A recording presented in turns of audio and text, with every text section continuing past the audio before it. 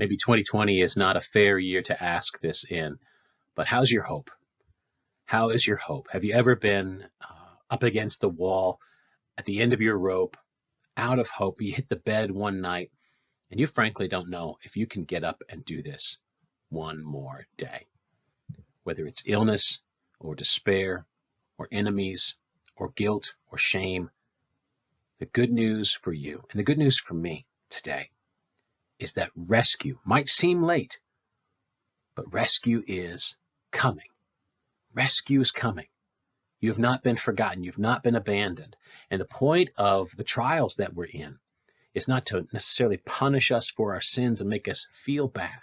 But the point of being extended so far is to break our hearts of our disobedience, break our hearts of these idols, and to give us a new joy and a new love and a new longing for our rescuer, to give us a new love for our Jesus.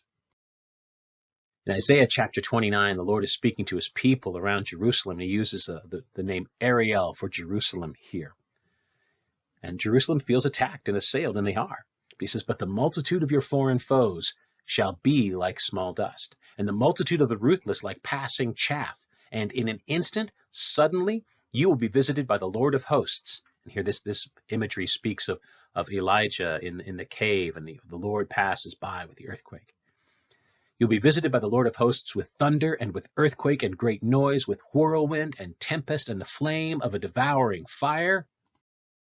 And the multitude of all the nations that fight against Ariel, against Jerusalem, all that fight against her and her stronghold and distress her, they shall be like a dream, a vision of the night.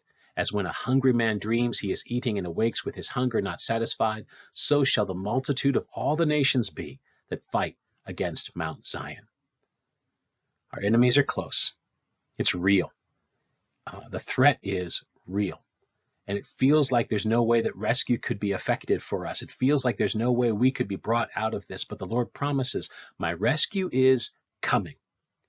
And all of your enemies, all of your despair will disappear like a dream of the night.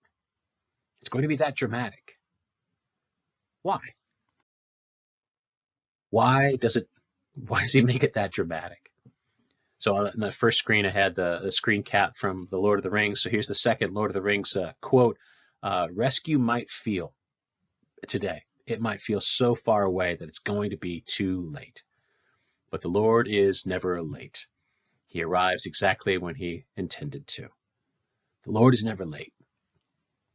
His purposes will stand, and his promises to his people will stand. But the goal for Ariel, or Jerusalem, in this dramatic rescue, in the timing of this, was to shock them into seeing their choices, seeing what they've done, and then return and render in their hearts true worship to God. We're going to see that in the next passage that we read, in the next devotion, to render true worship and return to him.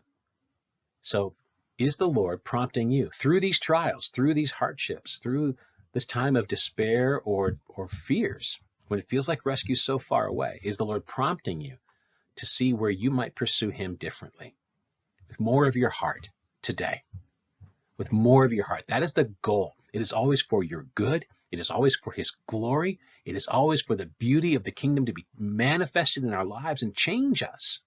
So let's lean into that. Where is the Lord calling us to him? And we feel that tension because the rescue seems far.